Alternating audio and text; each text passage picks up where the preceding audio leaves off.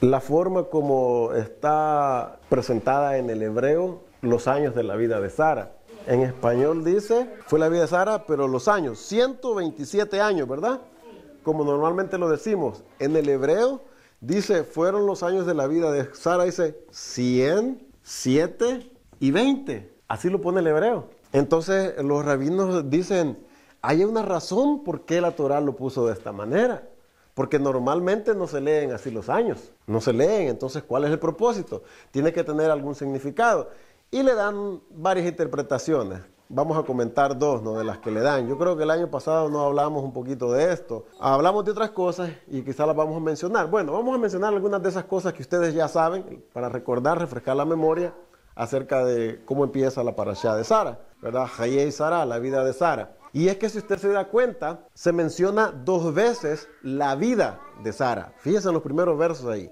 2 veces se menciona la vida de Sara. Vida se menciona 2 veces. ¿Y la muerte? ¿Cuántas veces se menciona?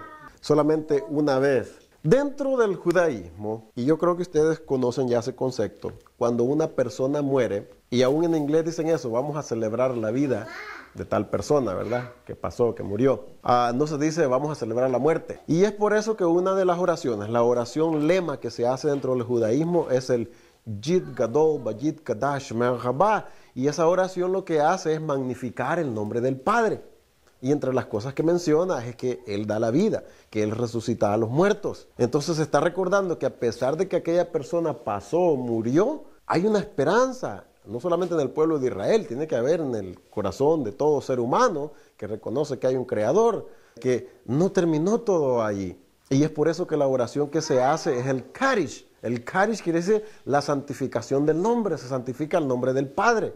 Esto es lo que se hace siempre en el judaísmo, en todos los servicios fúnebres, ¿no?, que se hacen cuando una persona muere dentro del judaísmo, esta es la oración que se recita. Y hay diferentes tipos de Karish que se han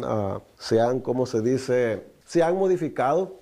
Depende de quién la diga. Está el Karish de los rabinos, está el Karish, ¿verdad? De diferentes formas hay, que se hace para cuando una persona muere, el que se hace cuando se hace aquí en la congregación, el que hacemos Yit Kadal, Bajit Kadash, Shmei Haba, Belmad Brahi Brutei, Bayamlech Malchutei. Así es como lo deberíamos de hacer, pero bueno, hemos mencionado, no estamos aprendiendo a hacerlo y a su debido tiempo todo lo vamos a hacer así, cantado. Pero el punto es que se celebra la vida, no se celebra la muerte. Y la Torah está realzando 2 veces, está hablando de la vida de Sara. Y solamente 1 vez menciona su muerte.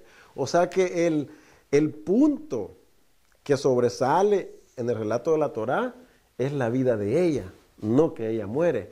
Y por eso se mencionan los 3 años y por eso la Torah lo hace de esta manera. 100 años, 7 y 20 fueron los años de la vida de Sara. Dice en el hebreo, en el español pues lo tenemos ahí 127, ¿verdad? Ahora, ¿qué es lo que dicen ellos? Dicen 2 cosas, dicen. Bueno, hay otras interpretaciones, también le agregan otras, pero la que podemos tomar en cuenta es que dice Rashi, ¿no? Una de las interpretaciones que hay son las de Rashi. Y dice que a los 100 años, Sara era como una persona de 20 en su forma de su carácter, que era, ellos lo miran y la presentan como que era buena, era perfecta, era pura.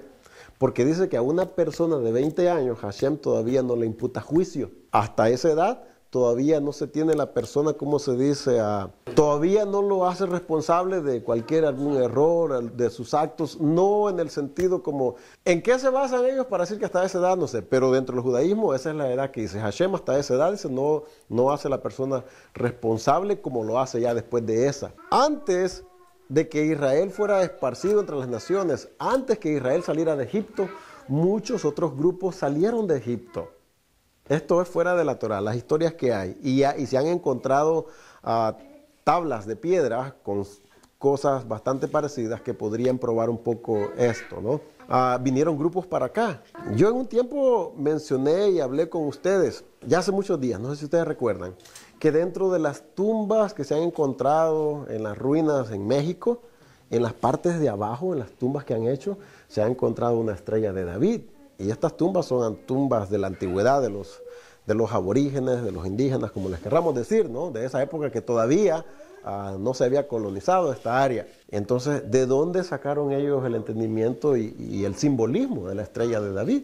Si no se conocía o no se sabía nada de Israel por estas áreas antes que fuera colonizado. Bueno, dice, a los 100 años ella era inocente como lo era a los 20, dice.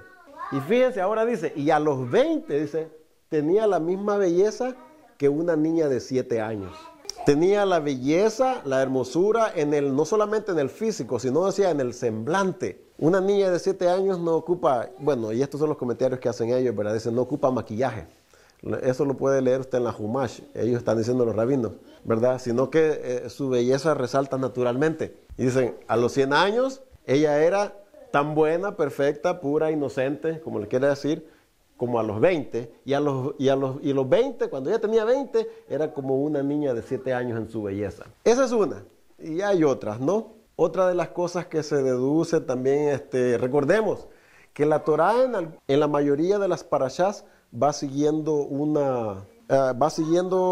¿cómo se dice? Una forma cronológica, la historia, el tiempo como va pasando. Y si se recuerdan ustedes la parashá pasada, ¿con qué terminó? La parashá pasada terminó con el ofrecimiento de Yitzhak en la Akeida, en el monte Moria, que sabemos que no murió. Y lo que el Midrash dice, y las leyendas y las fábulas dentro del judaísmo dicen, es que Sara murió por la noticia de que Abraham había ido a ofrecer a Yitzhak en sacrificio. Y dice el comentario que Hasatán, que su nombre se ha borrado, vino y le dijo a Sara de que Yitzhak había muerto, que Abraham lo había matado porque lo fue a ofrecer. Pero entonces también ellos dicen, bueno, entonces si eso fue así, entonces quiere decir que ella murió antes del tiempo, no murió en el tiempo que tenía que morir. Y hacen diferentes comentarios, ¿no? Pero sabemos que todas estas cosas, como en los tiempos de los patriarcas, nuestros padres y lo que presenta la Torá, no podemos pensar que se salió del control de Hashem como él tenía todas las cosas ordenadas, ya que a través de los profetas nosotros podemos ver y recordar de que él de antemano, siglos antes de que las cosas sucedieran, él las profetizó a través de sus siervos los profetas, valga la redundancia de la palabra, y él dijo, no haré yo nada sin que antes se lo revele a mis siervos los profetas. Que no podemos pensar que la vida de Sara y que haya muerto porque le trajeron esta noticia fue algo que no estaba en el orden que él lo tenía estipulado. No, miren, no hay ningún comentario ni a favor ni en contra, ¿verdad?, de eso. Tenemos que tomarlo como está. Recordemos que una de las cosas que siempre dicen, no todos los rabinos, porque no todos se van por esa área, algunos dicen el simbolismo y lo que siempre que tenemos que tomar en cuenta siempre la Torá es el nivel literal, lo que está escrito ahí, aunque pueda tener simbolismo. Y hay algunos simbolismos que son claros, podemos ver de que no está hablando de algo literal en las cosas de la Torá. Pero si no podemos mirar que se está hablando en forma simbólica, ¿verdad? El tratar de estirarlo o darle un entendimiento, una interpretación simbólica, nos podríamos equivocar. Usualmente nos equivocaríamos. Es mejor quedarnos con lo que está diciendo nomás. Comento estas cosas que dicen los rabinos para que ustedes las sepan, que es lo que ellos dicen, ¿verdad? Algún día las van a leer cuando levanten un libro de esto. La Humash, en la Humash tiene muchos de los comentarios de ellos. Es un libro azul, yo sé que ustedes lo conocen. Y ahí hay algunos, aunque los comentarios que están ahí en realidad son concisos, no son muy extendidos, como los que están en la Midrash. Bueno, son las cosas que ellos... y esa es una de las cosas que está diciendo, ¿no? Acerca de la vida de Sara. Ahora, menciona algo que no recuerdo si lo habíamos compartido antes, y que dice que ella murió en Kiryat Arba. Kiryat Arba. ¿Qué recuerdan ustedes acerca de esta ciudad, hermano? Kiryat Arba. Y ya sabemos que Arba tiene que ver con el número 4, ¿verdad? En el hebreo. Arba es 4. La ciudad de 4. Es lo que quiere decir la palabra Kiryat Arba. Y esa es una de las interpretaciones, lo que el hermano aquí está mencionando, que estaban las 4 parejas ahí, ¿va? Adán y Jabá, Jacob y Lea. ¿Quién más? Abraham y Sara. ¿Y quién más? Hay otra pareja más. Son 4 parejas las que hay ahí. Isaac y Rivka. Sí, son las 4 que... Ahora, aparte de eso, ¿no? La ciudad de 4. Esa es una de las interpretaciones que hay. Otra de las cosas que nosotros podemos entender, y esto es a través de los profetas, ¿por qué se llamaba de este modo? Era porque en esta ciudad habitaban 4 gigantes. Decía, la ciudad de 4, ¿de 4 qué? De 4 gigantes. Y lo podemos mirar en... Si vamos al libro de Números, capítulo 13, y si se dan cuenta, ese nombre, Kiryat Arba, es lo mismo para Hebrón, porque ella murió en Hebrón. Cuando usted lee ahí en el mismo verso dice, murió Sara en Kiriat Arba, que es Hebrón, o sea, era con otro nombre que se le conocía. Se le conocía con esos dos nombres, con Hebrón. Y ahí en el verso 22 dice, y subieron al Neguet y vinieron hasta Hebrón, y ahí estaban Ahimán, Sesai, Talmaid, hijos de Anaj. Hebrón fue edificada 7 años antes de Zoar en Egipto. Siempre que se mencionan los hijos de Anaj, nosotros tenemos que entender y saber que son gigantes, porque Anaj era un gigante. ¿Okay? Entonces, cuando menciona a esos 4 hijos de él, hijos de Anaj, quiere decir que esos eran gigantes. Y esta es una de las interpretaciones porque que también se le dice que era la ciudad de 4, Kiriat Arba, porque habían 4 gigantes ahí en esa ciudad. Eran los hijos de Anaj. Ahora, una de las cosas por las cuales los rabinos interpretan de que Sara murió a causa de la noticia de que Isaac había sido ofrecido en sacrificio, era porque cuando leemos aquí nosotros en la Parashá, cuando leemos en la Torah, dice que Abraham vino para hacer duelo a Sara, a llorarla. Fíjense ahí en el verso 2, ahí mismo, ¿no? Dice, en la tierra de Canaán, y vino Abraham a hacer duelo por Sara y a llorarla. Entonces ni ellos dicen, ¿de a dónde vino? ¿No estaba él ahí con ella cuando ella murió? ¿Por qué entonces menciona, dice, y vino Abraham a hacerle duelo? Lo que la Torah, lo que los rabinos están diciendo es que venía de ofrecer a Isaac. Por eso es que dicen que ella murió al saber la noticia de que había sido ofrecida. Aunque no lo está diciendo, pero se puede intuir, se puede deducir. Y es lo que los rabinos deducen. Y tiene sentido cuando usted lo lee así. Entonces, podía pasar su tiempo, ¿no? Dicen él, ahí llorándole, haciéndole duelo. Pero dicen, Abraham se hizo de fuerzas. Y esa era una de las razones porque fue una de las pruebas, dice. Una de las pruebas, recordemos que cuántas fueron las pruebas que pasó a Abraham con las cosas que fue probado. Fueron 10 las pruebas. Y esta fue una, dice, de ellas también. Porque aunque hay 2 tipos de deducciones de cuáles fueron las 10, hay unas que son en común. Son como 7 las que son en común entre las 2 diferentes interpretaciones, ¿verdad? Pero una de las interpretaciones de las 10 pruebas es que esta fue una de las pruebas, porque dice que él se tuvo que humillar ante los hijos de la tierra de Canaán, ante los hijos de Et. Porque tenemos que acordarnos, hermano, Abraham tenía la promesa. El padre le había dicho que esa tierra iba a ser para él y para sus descendientes y para sus hijos. ¿Por qué si esa tierra iba a ser de él y para sus hijos, por qué tiene él que ir a pedir para enterrar a su muerta? Y no solamente, pero tenía la promesa. Pero el padre le había dicho, ¿acaso el padre no lo podía hacer posible? Él le dijo, esta tierra va a ser tuya. Si esta tierra va a ser mía, yo puedo decir así, si esto va a ser mío, ¿por qué tengo que ir a pedir permiso yo donde enterrar a mi muerta? En ese momento la tierra todavía no era de él, pero el punto es que él tenía la promesa que esa tierra iba a ser de él. Y él podía simplemente enterrarla ahí, pero fíjense, él no la quiso enterrar en cualquier lugar. El lugar que está pidiendo es de las tumbas de los príncipes que están en ese momento, son los que están dirigiendo esa tierra. Ahora, ¿quiénes son los que están dirigiendo esa tierra? ¿Quién es Et ahí? Et es hijo de Canaán, hijo de Ham, de los hijos de Noé. Het, los hetetitas, ¿verdad? Ese es él ahí. Entonces él tiene que ir a pedirla. Y se está humillando porque se inclinó al pueblo de aquella tierra y a los hijos de Et.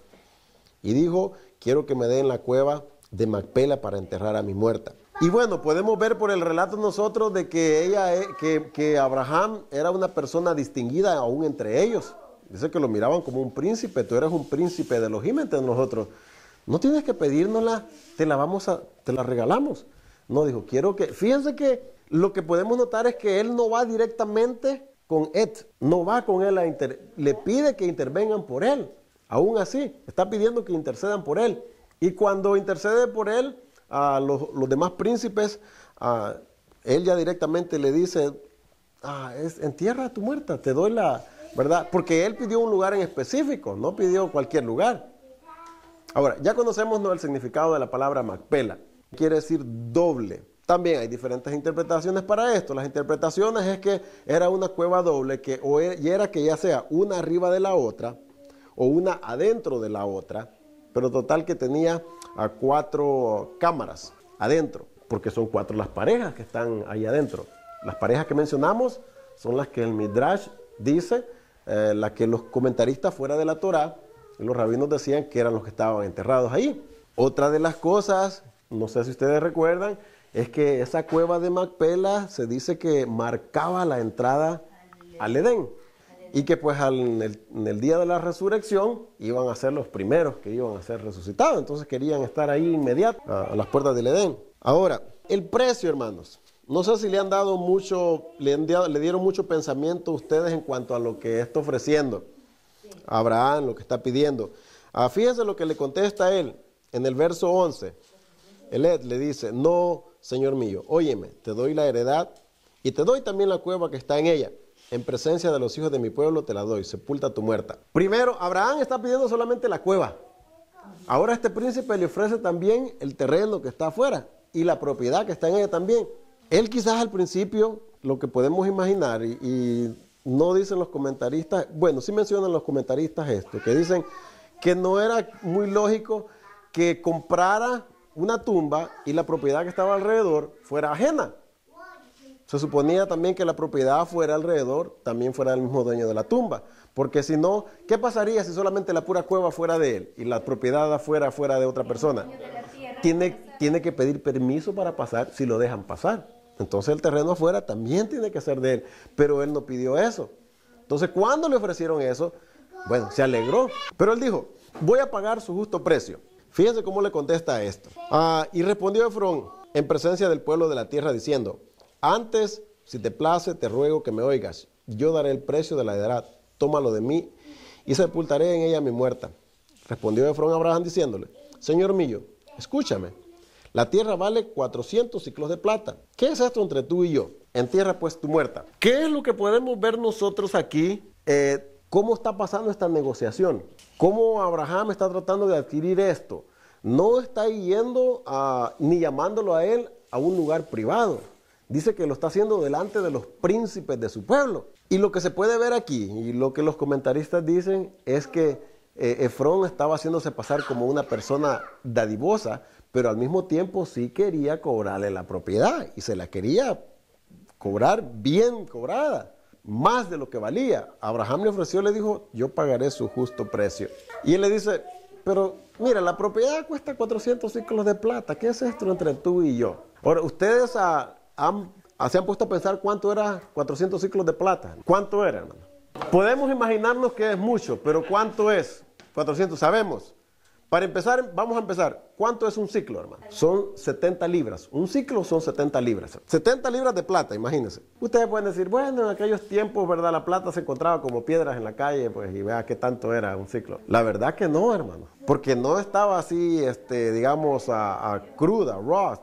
Ya estaba ya en monedas. Así, ya en ese tiempo, en el tiempo de Abraham ya hacían monedas. Y no solamente monedas, ya estaban los que se conocían, nomás que eran más antiguos, los shekels. Usted sabe qué es la moneda de Israel, ¿verdad? Y ahora en día también, shekels. La moneda de Israel antiguamente y ahora hoy en día sigue teniendo el mismo nombre. El valor cambió un poquito, pero sigue siendo shekels, ¿verdad? Un shekel. Ahora, cuando él le dice, y esto es lo que da un poquito la pauta para que entendamos, cuando dice de buena ley entre mercaderes. Esa expresión se utilizaba que no era un shekel común, era un shekel que se llamaba centenario. Y pues ustedes que conocen, ¿verdad? Y saben de los centenarios en México, saben que era una moneda que ahora en día vale bastante, ¿verdad? Eran 400 ciclos de plata. Se han tratado, yo busqué los valores de la antigüedad y los de ahora en día y pude deducir esto. Mire, el valor de un shekel en dólares es 3.40 dólares por un shekel. Ahorita, hoy en día. Y lo que ellos deducen que un ciclo de plata de eso eran 2.500 shekels en total, lo que le estaba pidiendo él. 2.500 shekels era lo que le estaba pidiendo por esa. Y eran shekels que eran llamados, como les digo, centenarios. Cuando usted hace la conversión, hermano, y hay que figurar esto, lo puede figurar, bueno, yo lo estuve figurando, es 1.000.000 de shekels regulares. Son 2.500 especiales, que eso se les decían los centenarios, y estos irregulares ya serían 1.000.000. Ahora, si usted traduce el valor de 1.000.000 de shekels a lo que cuesta el dólar, ¿verdad? Un shekel, 3.4, ¿cuánto le da, hermano? Ahora, recordémonos que estamos hablando de Israel, que está allá en el Medio Oriente, al otro lado del mundo, ¿verdad? La moneda que más circula allá no es el dólar, aunque sí es la moneda internacional. Pero a la que aún tiene más valor que el dólar y es la que circula allá, es lo que se conoce como, hermanos, el euro. El euro, ¿verdad? El valor del euro en comparación con el shekel es 2.83, ¿ok? El euro, ese es el símbolo. Y este sería el del dólar. Estamos hablando de unidad por shekel, ¿ok? Mire, en euros, ahora en día costaría la propiedad que Abraham le compró a Efrón 2.830.000 euros. En dólares sería ahora en día 3.633.500. En nuestros días, ese sería el valor que él pagó. 3.633.500 dólares fue lo que pagó Abraham por eso. Porque son 400 ciclos de plata. Ahora, ¿cómo nos podemos dar cuenta de que no eran 400 moneditas, hermano?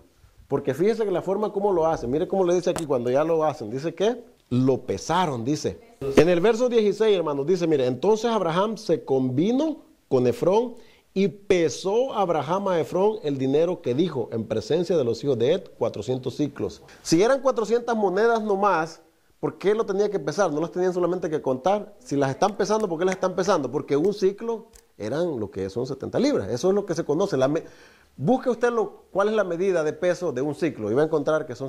si estoy equivocado me corrigen, pero hasta donde yo sé son 70 libras un ciclo. Mire, cuando usted busca en el internet, usted mira que también le dan los gramos, lo que pesa cada moneda. Creo que está entre 7 a 14, no, a 15 gramos que pesa cada moneda y ha ido cambiando de acuerdo a la época, porque las monedas las han ido haciendo más pequeñas, más grandes, han cambiado quizás la imagen, pero es entre 7 a 15 gramos más o menos. Eran pequeñas, sí, eran pequeñas. Sí, pero estamos hablando de 1000 de ellas, varón. Estamos hablando de 1000 monedas de esas. Y suponiendo que es como ellos dicen, ¿verdad? Que era de entre 7 a 15 gramos. Pero lo que más traté yo de deducir era el valor. Para esa época y para nuestra época y para cualquier época era demasiado dinero por una cueva con su contorno. Pero pues Abraham no, ¿verdad? Ni lo regateó como nosotros quizás haríamos en el Swami, ¿verdad? Ni pidió rebaja, ni nada de eso, pues dijo, ok, te lo pesó. Ahora, ¿de dónde tendría Abraham dinero para sacar todo eso, hermano? Porque él era muy... ¿Tenía las posibilidades Abraham para poder pagar eso y quizás más? Cuando regresamos a las parashas anteriores, en el capítulo 13 de Bereshit, dice, subió pues Abraham de Egipto, fíjense que aquí todavía no era Abraham, era Abraham, hacia el Neguet, él y su mujer, con todo lo que tenía, y con él Lot. Verso 2.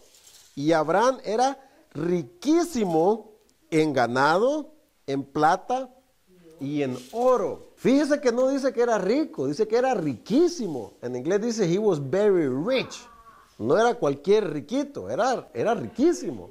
Podríamos decir ¿cómo se llaman los billonarios de ahora en día? Era, no una... Bill Gates, ¿cómo se llama un señor que ya está bien señor? Bueno, ese es de México él, ¿no? Carlos, ¿verdad? Y era uno de esos en esa época, Abraham. Era un Rockefeller de la época de él. Pero una de las cosas que pues se miran aquí, los rabinos pueden ver la hipocresía de este Efrón, ¿verdad? Que se la está ofreciendo primero regalada, pero cuando se la viene a vender, por la cantidad que se la vende. Pero él solamente está aparentando entre los demás, pues porque los príncipes tenían, aunque fíjate que eso es una forma de política que los ha habido en todos los tiempos. Los líderes siempre se han querido presentar ante la gente como personas carismáticas, ¿verdad? Que están por ellas, que miran por ellas, ¿verdad? Y entonces se está presentando como una persona humilde. Yo te regalo mi propiedad para que la tierra, no me la tienes que comprar. Está queriendo, pero al final, ¿en cuánto se la vende? Dice. Por eso dice, aquí enfrente de los hijos de tu pueblo. Y dicen los comentaristas, y Abraham está entendiendo, ¿sabes qué? Te la quiero vender, pero pues no te puedo decir eso yo ahí delante de la gente aquí que te la voy a vender, ¿verdad? Y por eso lo está haciendo de esa manera. Eso es en cuanto a la forma de lo que está pasando, no, luego después de la muerte de Sara, por qué murió y cómo Abraham está llevando a cabo estas cosas. Ahora, en el verso 3 del capítulo 24, cuando Abraham manda a su criado, a Eliezer, a buscar esposa para Isaac, le encomienda y lo advierte de algo. Le dice, y te juramenté por Hashem, Elohim de los cielos y de la tierra, que no tomarás para mi hijo mujer de las hijas de los cananeos, entre los cuales yo habito. ¿Qué podemos ver nosotros que está pasando, o por qué es que Abraham está prohibiéndole a Eleazar de que tome de los hijos de la tierra ahí, que tiene que ir a buscar dentro de su parentela? ¿Sería que estaba discriminando o estaba siendo racista a Abraham, verdad? ¿O por qué? ¿Cuál era el motivo o la razón verdadera que había detrás del pedido que estaba haciéndole a Eliezer? Que le dice, hey, no vas a tomar mujer aquí de estos hijos de la tierra aquí. Pero aparte de que eran idólatras, ¿cuál era también otra de las razones por cuál él no quería que su hijo se casara con una de ahí, de las cananeas? Esa es otra, ¿ok? Y ahí vamos. ¿Por qué eran idólatras? Porque la descendencia de ellos, ¿de quién era? Eran hijos de Canaán, de la descendencia de Ham, ¿verdad? Y Canaán era el que había tenido la maldición sobre él. Y una de los resultados, de las cosas que iban a venir por esa maldición, ¿cuál era? De que él iba a ser sacado de esa tierra, le dice. Yo los voy a sacar de ahí. Eso era lo que iba a pasar, acuérdense, porque el padre le dijo, a ti te voy a dar esta tierra, tú y tus descendientes la van a heredar, pero no es todavía, porque todavía no se ha cumplido la maldad del cananeo, del amorreo, y los menciona a todos, ¿no? Pero llegado ese tiempo, para afuera. Entonces, ¿por qué Abraham va a casar a Isaac con la hija de un pueblo que después del final del tiempo los van a sacar? No se puede mezclar con ellos, por diferentes razones. Porque son cananeos, porque tienen una maldición, porque van a ser sacados de la tierra, porque son idólatras, y ante todo porque dice, si se casa con ellos, le van a enseñar a adorar los dioses de ellos. En realidad ese era el problema principal, que se iban a pegar a las costumbres de ellos. Hay otra razón porque le dice también, no me lleves a mi hijo allá, no me lo saques para allá. Pero volviendo a por qué, porque fíjense, dentro de la misma línea de Yeshua y de Yahudá, hay 3 mujeres. Por eso es que nosotros no podemos pensar de que era discriminación, que no las quería por A o B razón. Dentro de la línea de Yahudá y que es la línea de Yeshua mismo, están 3 mujeres que eran, ¿verdad? Que no eran de Israel, que eran moabitas y amonitas. ¿Que eran quiénes? Rahab, Ruth, ¿y quién fue la otra? Eran Tamar, acuérdense, Tamar fue la madre de Perez y de los 2 hijos de Yahudá. Y ella no era israelita, ¿eh? Y después Rahab y Ruth. Ahora, ¿quién era Rahab? Rahab fue la abuela de David, fíjense. Y Ruth fue la tatarabuela. Cuando ustedes cuando miran la historia en el libro de Esther y todas esas cosas, ¿cómo está? Y aún en la genealogía la pueden encontrar, en Mateo y en la genealogía de Lucas también. Eran la abuela y eran la tatarabuela. No eran israelitas. Entonces, el problema no era que eran extranjeras. No es que el padre, porque acordémonos que el padre no hace acepción de personas. Entonces, ¿cuál es el punto ahí? Y saben que de esto, aunque ellos lo interpretan mal en Israel, ellos tienen, ¿cómo se dice? Como prohibido que un israelita, y especialmente un cojén, se case con un gentil, para no mezclar las razas. Ellos no miran con buenos ojos que un israelita, y especialmente uno que es observante, porque los que son seculares no les importa, ¿verdad? Se casan con cualquiera. Ellos no andan observando esas cosas, pero los que son observantes, los que están en las sinagogas y que han sido enseñados por sus padres y respetan las costumbres, la cultura y la Torá, ellos no miran con buenos ojos que uno de ellos se case con una persona fuera de ellos, Israel. No, con los gentiles no. ¿Por qué? Porque el padre les dio una prohibición. Recuérdense, cuando lleguen ahí, no le des tus hijos a sus hijas, ni sus hijas se casarán con tus hijos. No mezcla. Pero el problema no era que el padre no quería unión con personas extranjeras, como que los miraba de menos porque eran extranjeros, sino por las costumbres que tenían, porque le dije, porque te van a enseñar a adorar a sus dioses. Ese es el propósito principal. Y mire, uno de los ejemplos los podemos encontrar, vamos al libro de Extra, cómo ellos miraban los casamientos con los extranjeros. En realidad era tomado porque era una prohibición del padre, ¿eh? No era prohibición de ellos mismos. Esto ellos lo entendieron, lo adaptaron, lo practicaban porque fue lo que el padre les dijo, no te cases con los hijos de esa tierra, ¿eh? En Esdras, capítulo 10, y voy a ir leyendo rápido algunos puntos importantes para que entendamos que miren cómo lo miraban ellos. Después de que regresaron de Babilonia, ¿verdad? A los 70 años. Esdras capítulo 10. Dice, mientras oraba Esdras y hacía confesión, llorando y postrándose delante de la casa de Elohim, se juntó a él una muy grande multitud de Israel, hombres, mujeres y niños, y lloraba el pueblo amargamente. Entonces respondió Secanías, hijo de Jehiel, de los hijos de Elán, y dijo a Esdras, nosotros hemos pecado contra nuestro Elohim, pues tomamos mujeres extranjeras de los pueblos de la tierra, mas a pesar de esto, aún hay esperanza para Israel. ¿Cómo miraban entonces ellos el haber tomado mujeres extranjeras? Como un pecado. No solo mal, lo miraban como un pecado, como una transgresión a la Torá. Así lo miraban. Verso 3 dice, ahora pues, hagamos pacto con nuestro Elohim, que despediremos a todas las mujeres y los nacidos de ellas, según el consejo de mi Señor y de los que le temen el mandamiento de nuestro Elohim, y hágase conforme a la ley. Fíjense lo que están diciendo. Lo que van a hacer de despedir a estas mujeres es conforme a la Torá. Porque fíjense que el que los está dirigiendo en hacer esto es un cojén. Es Esdras. Esdras es un sacerdote, es un cojén. Y dice, hagan pacto, porque ustedes han pecado, ustedes han quebrantado la Torá. Entonces, si era pecado entonces casarse con un gentil, especialmente con un cananeo, Hashem lo había prohibido. Sí, sí lo era, porque, y dice luego, mire, el verso 7, e hicieron pregonar en Judá y en Jerusalén que todos los hijos del cautiverio se reuniesen en Jerusalén. Ahora, ¿por qué dice todos los hijos del cautiverio? Porque recordémonos que en la tierra siempre hubieron unos que no se fueron en cautiverio, se quedaron ahí, aunque ellos no manejaban ni gobernaban la tierra. Siempre hemos dicho que los pueblos de la tierra se quedaron ahí. Pero dice, los que regresaron de Babilonia, los hijos del cautiverio, reúnanlos y vamos a hablar de este asunto. Verso 9. Así todos los hombres de Judá y de Benjamín se reunieron en Jerusalén. Fíjense que cuando yo leí esto me llamó la atención y me recordé. Después de que regresaron de Babilonia, todavía se reconocía y había un entendimiento de que habían dos tribus separadas. Porque una de las cosas que se dicen, las tribus de Israel todas se mezclaron y se metieron, ¿verdad?, ahí en Judá. Por eso es que Judá es todo Israel ahora en día. Cuando regresaron de Babilonia, todavía Benjamín tenía su identidad como tribu. Porque dice, todos los de ¿dónde?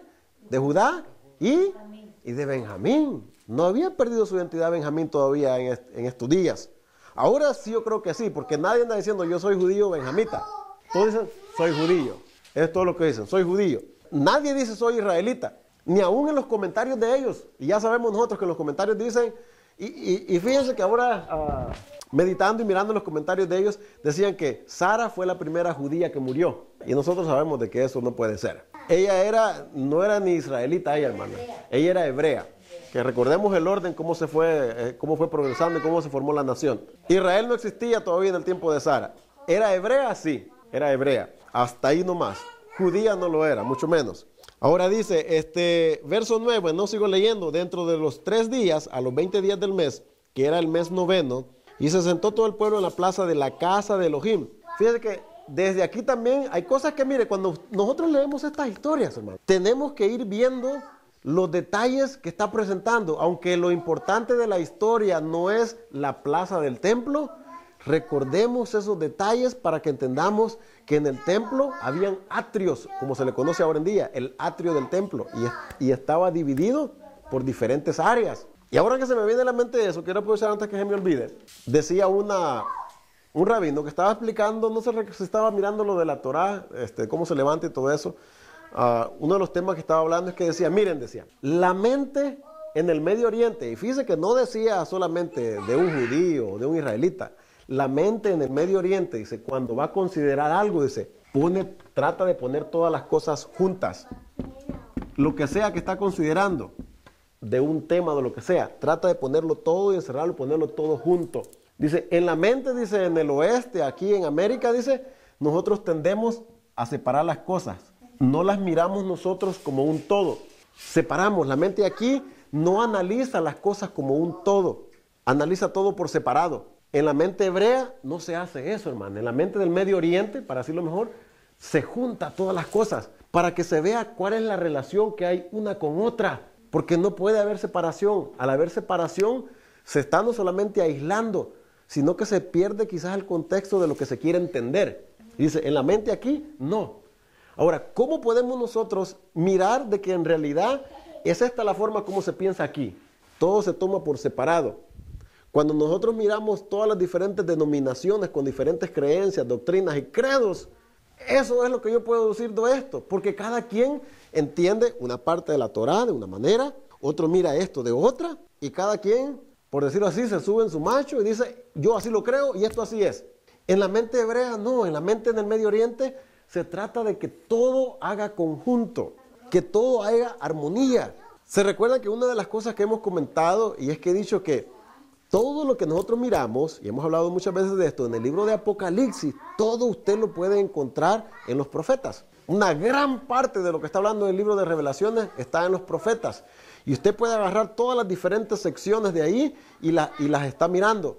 Pero ahora, si nosotros tratáramos de alguna forma de tratar de ejercitar quizás nuestra mente, o tratar de alguna forma de entender por qué es que ellos miran así las cosas, o por qué quizás las miran mejor, porque estoy seguro que las miran mejor que nosotros, porque nosotros no hacemos esa práctica, no hacemos esa relación.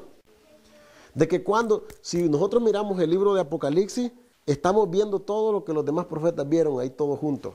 No hacemos eso, porque tendemos por naturaleza o por cultura, o porque así nos han enseñado a separar todo. Y cuando nosotros hacemos eso, a veces sin darnos cuenta, hermano, nos contradecimos a nosotros mismos. Porque aquí creo una cosa y allá estoy creyendo otra. Y puedo dar muchos ejemplos de eso, pero el tiempo se nos va a ir. Pero el punto es que en vez de encerrarlo todo junto, ellos lo separan. Ese es como se analizan las cosas aquí. Y se me viene eso a la mente porque estoy tratando de entender, cuando estoy leyendo aquí Esdras, que dice... y se sentó todo el pueblo en la plaza de la casa de Elohim. Cuando usted y yo leemos siempre la casa, esa era otra expresión para referirse al Mikdash, al templo. Siempre sí, a la casa de Elohim. Era el templo. Pero nosotros ahora, yo sé que ya tenemos un buen tiempo estudiando y comparando y tratando de entender estas cosas y podemos entender cuando leemos la casa. Y ya sabemos de que por lo que nosotros aprendemos de la Torá, ninguna persona que no fuera un cohen tenía acceso, ¿verdad?, al lugar santo. Lo más lejos que llegaba una persona que no era un cohen, un levita, era hasta donde se hacían los sacrificios al altar. Hasta ahí era lo más lejos que llevaba. Para adentro, nunca nadie entraba, más que los cohenes que tenían la responsabilidad de hacer los servicios diarios, ofrecer el incienso y todo eso. Pero en otro tiempo, ¿cómo no entendíamos nosotros? Que cuando se leía que fueron al templo, los miraban como de entrando todos ahí, ¿verdad? De entrando todos adentro. ¿Y cómo se explica o se ha tratado de representar eso ahora en día?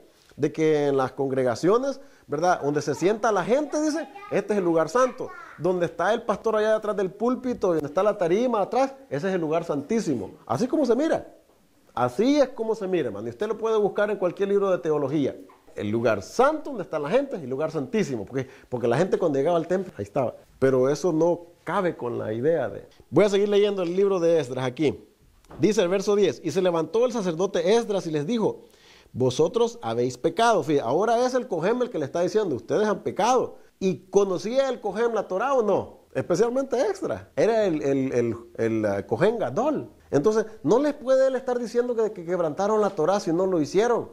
Ustedes han quebrantado la Torá en casarse con mujeres extranjeras. Dice, añadiendo así sobre el pecado de Israel. Verso 11, ahora pues, dad kabod, dad esplendor a Hashem Elohim, de vuestros padres, y haced su voluntad, y apartaos de los pueblos de las tierras, y dejad las mujeres extranjeras. Y respondió toda la asamblea, y dijeron en alta voz, así se haga conforme a tu palabra. O se le pusieron, como diríamos nosotros ahora, al brinco. Se pelearon, no las vamos a dejar. En algunas ocasiones, a algunos de los sacerdotes, cuando aconsejaron y los reprendieron acerca de algo mal que estaban haciendo, algunas ocasiones, y lo podemos ver en el libro de Jeremías, sí se rebelaron. Pero pero eso fue antes de que fueron al cautiverio de Babilonia. Pero cuando regresaron del cautiverio de Babilonia, cuando les decían algo, sí decía, lo que tú digas lo vamos a hacer. ¿Por qué ha pasado ahora, hermano? ¿Cuál es el cambio de actitud podemos ver en el pueblo? Que antes que fueran al cautiverio, ¿verdad?, estaban en rebelión y no querían hacer caso. Acuérdémonos que el Padre les mandó profetas y no querían. Pero después, cuando sí de verdad los llevaron al cautivo, estuvieron en Babilonia por 70 años, ¿no regresaron? ¿Cómo regresaron ya? Lo que tú digas, vamos a hacerlo. Porque le está diciendo a Esdras, no añadan más pecados todavía. Como cuando nosotros castigamos a nuestros hijos. ¿Qué pasa después de que los castigan? ¿Le hacen caso o ya no le hacen caso? Sí, papi, sí, mami, ¿verdad? Pero no lo hacen hasta que no se castigan, hermano. Y aquí el pueblo ya acaba de pasar por una lección de 70 años, hermano. Entonces están diciendo, tienes razón, y sí tenía razón Esdras. Dice el verso 13, pero el pueblo es mucho y el tiempo lluvioso y no podemos estar en la calle, ni la obra es de un día ni de dos, porque somos muchos los que hemos pecado en esto. Verso 14, sean nuestros príncipes los que se queden en lugar de toda la congregación y todos aquellos que en nuestras ciudades hayan tomado mujeres extranjeras, que vengan en tiempos determinados y con ellos los ancianos de cada ciudad y los jueces de ellas hasta que apartemos de nosotros el ardor de la ira de nuestro Elohim sobre esto. Le encargaron a otros, ¿sabe qué? Que vamos, cuando ellos decidan cómo hacerlo y en qué tiempo y cuándo y cómo y quiénes, vamos a hacer lo que ellos decidan, pero no podemos, es mucho, son muchas las... Imagínense cuántos hijos habían. En el libro de, cuando lee Nehemías, recordamos que cuando Nehemías se mira a los hijos de ellos, les dice, ¿cómo es que ustedes no le han enseñado a sus hijos a hablar todavía el idioma? ¿Cómo es que andan hablando el idioma de la tierra aquí donde están? Todas esas cosas se las está recordando. Verso 17, y terminaron el juicio de todos aquellos que habían tomado mujeres extranjeras el primer día del mes primero. De los hijos de los sacerdotes que habían tomado mujeres extranjeras. Fíjate, los cojenes habían tomado mujeres extranjeras. Y no era como que ellos hicieron esto por ignorancia, ellos sabían. Fueron hallados estos de los hijos de Jesúa, hijo de Josadac, y empieza a dar la lista de todos los que habían caído en esto. El verso 19 dice, y dieron su mano en promesa que despedirían sus mujeres. ¿Creen usted que era algo fácil despedir a todas estas mujeres con las cuales tenían hijos, a los cuales seguramente amaban? Podemos recordar cuando Sara le dice a Abraham que despida a Agar con Ismael. Podemos ver de que Abraham dijo, con de todo, sí, que se vaya, dijo. No fue eso lo que dijo Abraham, le dolió en su corazón. Él amaba a Ismael. Dice, si viviera Ismael delante de ti, le dice Hashem, cuando le recuerda la promesa. No, le dice, haz caso a lo que te dice Sara. Despídela y haz todo lo que te dice. Y nos aconsejaran sabiamente como estaba en este momento aconsejando Sara, diciéndole, ¿sabes qué? No, el padre dijo que la promesa iba a ser mía y tuya. Aparte de eso, el hijo de esta mujer se está burlando aquí, o ella también. Agar, de cuando se miró embarazada, ¿verdad? Nosotros conocemos la historia, menospreciaba ya a Sara. Cuando era su patrona, era su jefa, era la que... Ya después, sí, cuando le presumía de seguro la barriga, ¿verdad? Le decía... Pero bueno, podemos ver que, miren, cuando el padre ha tenido que dar consejos, no ha importado de dónde vengan, ¿no? Si ha sido un consejo sabio, el padre ha dicho, hazlo. Y muchas cosas que podemos aprender, ¿no? De esto, porque es que no se tenía que mezclar con las naciones de la tierra. Ahora, hablando de sabiduría, hermano, en la parashá de esta semana me voy a quizás a brincar de un tema a otro, porque el tiempo no va a dar para eso, y luego explico por qué. En la parashá de esta semana, en la porción que toca el Brit Hadashah, teníamos que haber estudiado el capítulo 11 y el versículo 12 de Matitiyahu, ¿verdad? Yo no sé si ustedes lo leyeron, pero en la parte, en uno de esos dos capítulos, y esto es algo que comentamos, pero quiero reafirmar esto, porque miren, hermanos, cosas como estas, nosotros tenemos que saber explicar, y para explicarlo tenemos nosotros que entenderlo primero, qué es lo que significa esto. Porque siempre habíamos interpretado el Brit Hadashah de una manera diferente, o como nos lo habían enseñado, pero muchas cosas del Brit Hadashah nosotros tenemos que entender de acuerdo a lo que entendían en esa época. Y hay muchas maneras de entender cómo se entendían esos dichos en esa época.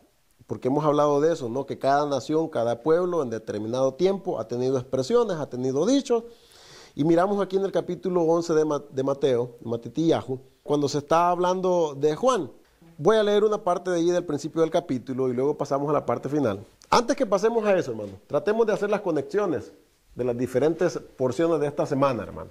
Voy a hacer un paréntesis aquí. La porción de la Haftorah. ¿Cuál es la relación que nosotros miramos de la porción de la Haftorah con la porción de la Torah de esta mañana? Leyeron la Haftorah, ¿verdad? O por lo menos el hermano ahora leyó una porción, ¿verdad? Al principio, y entendemos qué es lo que está pasando ahí. ¿Cuál es la relación que hay entre la Haftorah y la Torah? Eso sería uno, pero hay un punto más importante. Hay un punto más importante de lo que está pasando. Fíjense, en la parashá aquí en Bereshit, en Hayei Sara ya está muerta. En la de la Haftorah, David todavía no está muerto. Así que no podríamos decir que hay una relación exacta, directa. Sí hay un parecido, no, David va a morir. Pero hay algo más importante que esa parte. Y es la sucesión. ¿Sabe qué es eso, verdad? ¿Quién va a suceder a quién en el poder? Se está muriendo, se murió ya Sara. ¿Quién va a reemplazar, a tomar el lugar de Sara? Rivka tomó el lugar de Sara, pero fíjense, una de las cosas que miran los rabinos siempre es que nunca moría un justo sin que antes naciera el que lo iba a reemplazar. Y nosotros podemos ver la conexión con la parashá anterior. Cuando murió Sara, ¿ya había nacido Rebeca? Sí. Se dan cuenta que la última parte de la parashá pasada está diciendo, de repente, mire, aparece diciendo eso. ¿Por qué hace esa conexión? Porque está hablando de la muerte, ¿verdad? Está hablando del ofrecimiento de Isaac. Está hablando del ofrecimiento de Isaac, ¿verdad? En el monte Moria. Pero de repente allí, en el verso 19 dice, y volvió Abraham a sus siervos y se levantó y se fueron juntos. Bueno, todavía ahí está hablando de eso, ¿verdad? Pero ahora en el verso 20 dice, mire, y aconteció después de estas cosas que fue dada noticia a Abraham diciendo, he aquí que también Milca, y ahí empieza la lista de quiénes. Y ahí aparece Betuel, que era el padre de Rebeca. La Torah está tratando de conectar, ¿verdad?, un hecho con el otro, aunque no son dos eventos separados, pero la Torah todavía mete ahí en esa parte de que nace Rivka y todavía no ha muerto Sara. No ha muerto Sara todavía. Entonces siempre se ha entendido esto de esta manera. Antes que muera un justo, ya ha nacido el que lo va a reemplazar. Y en la relación que hay entre la Haftorah y la Torah era el reemplazamiento, la sucesión de poder de uno a otro. Porque fíjense, cuando viene Rebeca, es traída, ¿no?, por Eliezer, el siervo de Abraham, no va y le construye su propia tienda, la lleva a la tienda de su madre, a la tienda de Sara. Y una de estas cosas a veces quizás nosotros, porque pues no estamos pensando en eso, pero a veces para mí es un poquito difícil tratar de no mirar estas cosas, dado de que es un problema, ¿no?, el despegarnos de las ideas y de las cosas como las hemos creído en el pasado. Que en la teología hay una doctrina de reemplazamiento, ¿no? Y me estoy refiriendo a Israel, ¿no? Que Israel fue reemplazado por las naciones, que a Israel ya se le terminó su tiempo y que ahora es el tiempo de los gentiles y que ahora si ellos quieren ser salvos hay que aceptar a Yeshua para que ellos puedan obtener salvación. Pero fíjese cómo la Torah está presentando los eventos de que Rivka no va y construye su propia tienda, y esto de la tienda tiene mucho significado. Porque acordémonos que el mismo Rav Shaul está hablando en el libro de Gálatas y está haciendo la comparación de la tienda de Sara. Siempre se están haciendo comparaciones. Lo han hecho los rabinos ortodoxos, lo han hecho los rabinos mesiánicos. Todos están de acuerdo en que las comparaciones de Sara y la tienda de Sara con Jerusalén y todas estas cosas, siempre encuentran esa conexión ellos. Y dicen ellos, no se está mirando de que Rebeca está reemplazando a Sara. Al contrario, está tomando el lugar de ella. Al entrar en su tienda, ella ahora toma el lugar. Dice que la llevó a la tienda de su madre. Ahí a veces, cuando tenemos que hacer una conexión quizás simbólica o espiritual, como lo queremos decir, a veces no la podemos mirar y ahí está. Pero pues no podemos mirarlo, quizás no buscamos, ¿verdad? Pero los rabinos sí lo miran y lo encuentran ahí. Y dicen, no está reemplazándola, está tomando su lugar. Y por eso es que conectan las Haftorah. Dice, porque van a ser el que va a reemplazar a David ahora. Entonces, ¿quién va a ser? Y bueno, ya la Haftorah es otra cosa aparte, ¿verdad? Pero ¿quién va a ser? Y miramos la historia de lo que está pasando. Pero ¿cómo la conectan?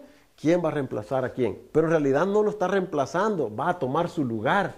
Porque no puede quedar solo el trono. Porque no puede quedar, acordémonos que las madres, las esposas de los patriarcas son consideradas como matriarcas también. Sara, Rebeca, Raquel y Lea son consideradas las matriarcas, así como Abraham, Isaac y Jacob son considerados los patriarcas. Ellas también tienen su lugar de preeminencia, ¿eh? Y pues bueno, se me viene a la mente, ¿no?, que el lugar de preeminencia, ¿verdad?, en las creencias de los creyentes no lo ocupan ninguna de ellas, fíjense. ¿Quién ocupa el lugar de preeminencia? ¿Cómo no? No, en las creencias de ahora en día, ¿quién ocupa el lugar de matriarca? Entonces, ¿qué pasa con todo esto? ¿Lo tenemos que abandonar? ¿Lo tenemos que hacer a un lado para querer creer en lo que pues nos han enseñado siempre? ¿O es mejor que tratemos de mirar la relación, ¿verdad?, de una manera sabia? Es así como lo están viendo ellos. Bueno, volviendo a Mateo. Ahora, ¿cuál es la relación que hay entre Mateo y la Parashá y la Haftorah? No lo reemplazó. Yeshua no reemplazó a Juan. Eran dos ministerios muy diferentes. Es más, Juan estaba preparando el camino pero no lo está reemplazando, no está tomando su lugar. Eran dos posiciones bien diferentes. Entonces, ¿cuál es la relación? Que miramos de Juan en lo que se está relatando, y Juan dice esto mismo de él. ¿De quién es él? Dice, yo soy el amigo del novio. Cuando le preguntan quién es él, dice, yo soy amigo del novio. El amigo del novio, y esto el año pasado comentamos esto, así que rápidamente, eso más para refrescarle la memoria, era el que se encargaba de hacer todos los trámites y todos los arreglos, cómo iba a ser la boda. Y eso es lo que está haciendo Eliezer, el siervo de Abraham. Está haciendo los preparativos para buscar la esposa a Isaac. Y en el caso de Juan, es el que está haciendo los preparativos para preparar a la gente para Yeshua, ¿verdad? Para la esposa de Yeshua, que es la congregación, que es el Cajal. Esa es la así que, miren, yo sé que ahora, y estábamos hablando hace un rato, ¿no? De las diferentes listas de parashás y cómo las tienen, ¿no? Los mesiánicos, los ortodoxos. Bueno, con los ortodoxos no hay problema, ellos solamente miran la Torá y la Haftorá, y eso es todo, ¿no?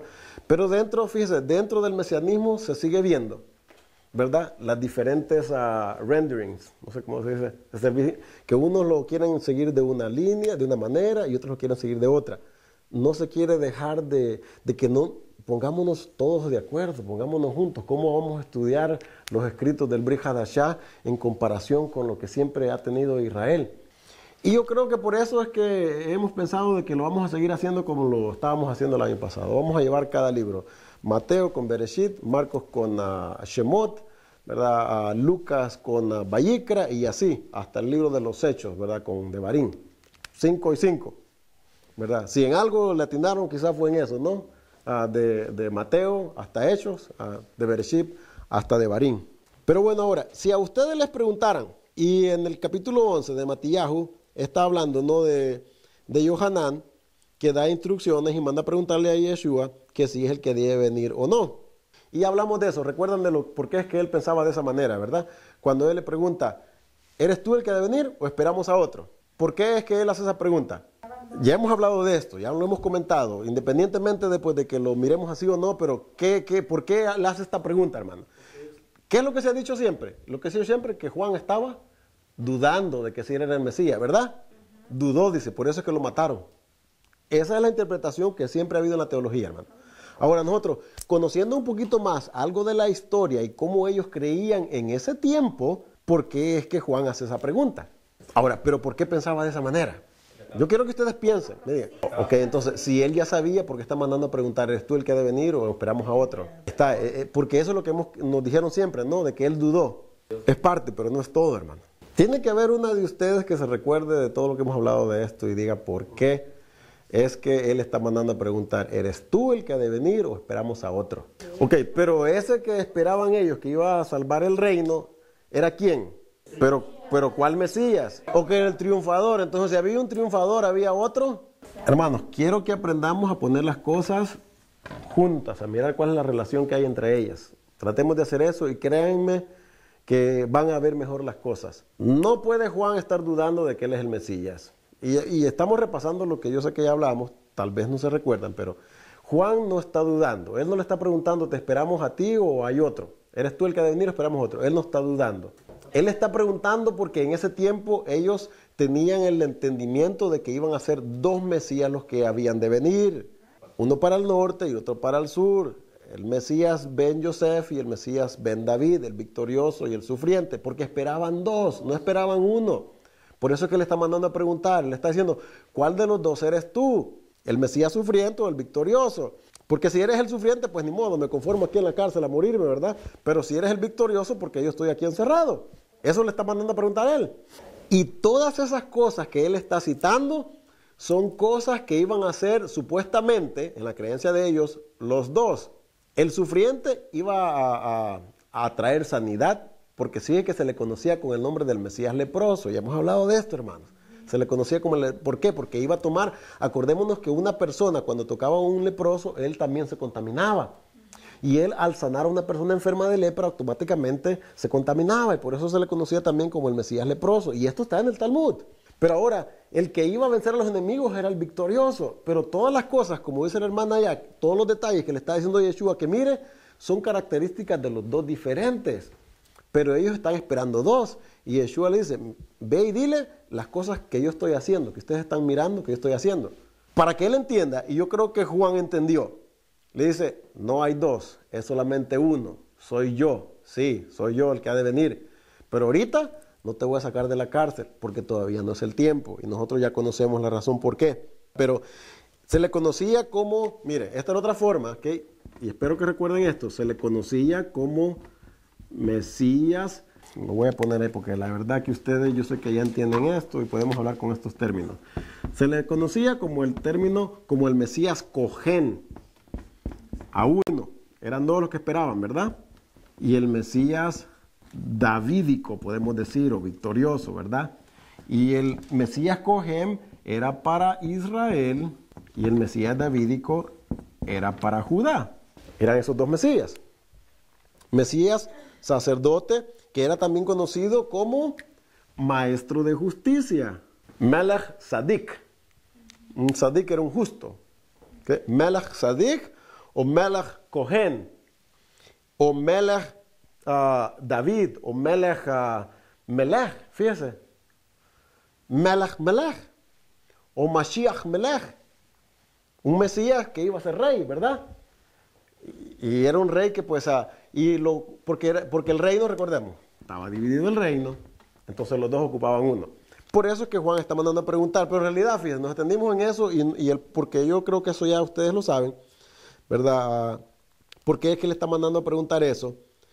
Pero después Yeshua afirma, ¿no? Que él es aquel Elías que había de venir. Y habla de él y presenta el carácter de él. Ahora, Yeshua aquí en el capítulo 11 está desarrollando en algunas de las partes cómo era Juan y el carácter de Juan y qué fue lo que hizo Juan. Ahora fíjense, ahora él está preparando el camino para presentarse él, porque le están preguntando, ¿verdad? Primero fíjense, Juan le manda a preguntar a él, que quién es él, que si es el que viene. Ahora Yeshua le pregunta a la gente que lo está escuchando, ¿y ustedes quién dice que es él? Pues para que lo reciban, este es el Elías que había de venir. Ahora él lo está presentando a él. Pero fíjense con qué propósito lo está haciendo.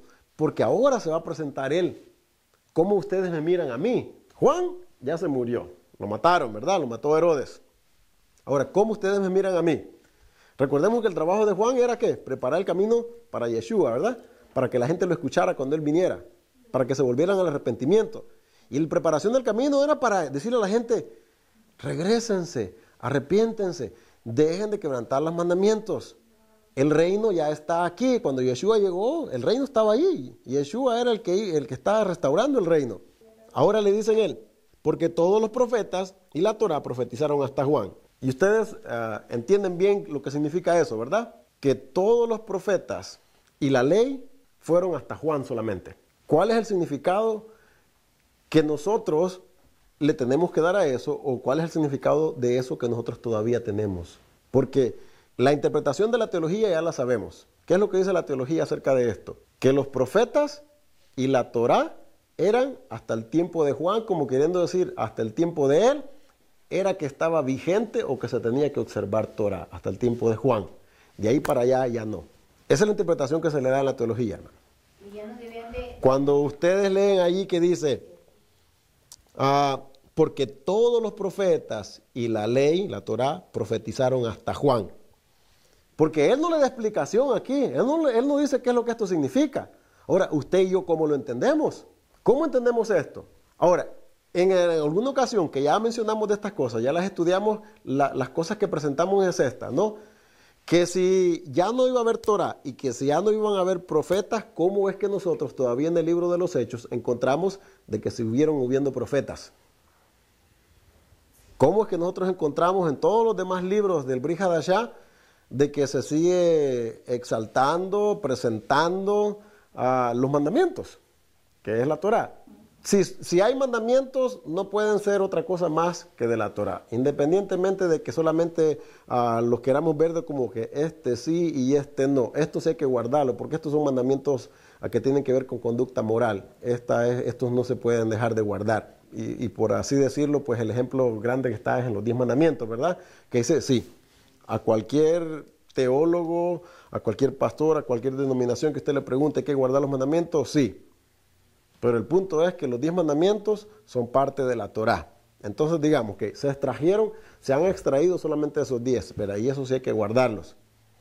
Pero aquí Mateo me está diciendo que la Torá y los profetas fueron hasta Juan, y cuando me dice fueron hasta, me está diciendo que hasta ahí fue el fin de ellos, ¿verdad? ¿Es así como lo tengo que entender yo? ¿O erré? ¿O qué es lo que en realidad tenemos que entender cuando dice los profetas y Juan, ¿verdad? La Torá habló hasta el tiempo de él. ¿Cómo es que yo tengo que entender entonces eso? Mi punto es, ¿cuál debería de ser la interpretación correcta de lo que Yeshua está diciendo? Los profetas y la Torá fueron hasta Juan. ¿Las profecías de qué? ¿Las profecías de qué? Ok, pero ¿a quién anunciaban o de qué hablaban las profecías? De un Mesías, ¿verdad? Venidero. Entonces, ¿cuál es el punto de los profetas y de la profecía? Anunciar a un Mesías venidero, ¿verdad? Pero ahora ya vino el Mesías. Entonces ahora, pero fíjate que no está mencionando solamente los profetas, también habla de la Torá. Son dos cosas las que está mencionando aquí el punto. Los profetas y la Torá, que fueron hasta él, ¿verdad? ¿Saben cómo se interpreta en el Talmud esto? Yeshua no está mencionando esto porque a él se le ocurrió esto. Esto estaba en el Talmud. Y lo que los rabinos dicen en el Talmud es que los profetas hablaron acerca de la venida del Mesías y de lo que él iba a hacer hasta el tiempo de la era que empezara la era mesiánica. Que nosotros sabemos que empezó la era mesiánica cuando vino Yeshua. ¿Sí? Pero ellos dicen, los profetas, dice, han hablado acerca de este mundo, del Olam Jabá, ¿verdad? Solamente hasta lo que es la era mesiánica. De ahí para allá, la Torá y los profetas no dicen nada más. O sea que usted y yo, si nos ponemos a hacer conjeturas, o qué es lo que va a pasar después del establecimiento del reino, qué es lo que va a pasar después de que Israel ya esté establecido en la tierra, después de que ya todo el mundo esté obedeciendo Torá y ya todo esté bien, ¿no? Todo esté en paz, ya no haya problema. ¿Qué es lo que pasa después para allá? Porque nosotros pensamos en esas cosas y nos imaginamos, y hay un sinfín de libros y cosas que hablan acerca de eso. ¿Qué es lo que va a ser después del establecimiento? Cuando ya supuestamente no tiene que haber paz perduradera y final en la tierra. ¿Qué va a pasar después de eso? Eso es lo que el Talmud está diciendo. Que lo que los profetas hablaron, están hablando solamente hasta la era mesiánica, hasta la venida del Mesías. Y por eso es que Yeshua menciona eso también. Lo que Juan habló y lo que los profetas hablaron, están hablando solamente acerca de mí. No están hablando ya de eventos que van más allá de lo que va a suceder. Porque fíjense, todas las cosas que han dicho los profetas, hay muchas, entre ellas, que no se cumplieron cuando vino Yeshua. Está de más que lo digamos, nosotros ya lo sabemos.